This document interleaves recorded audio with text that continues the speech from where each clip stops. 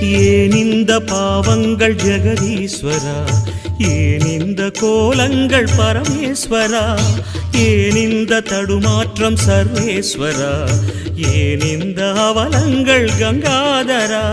மூன்றாவதாம் உன் கண்ணையே நீர் திறப்பீர் உலகுயவே.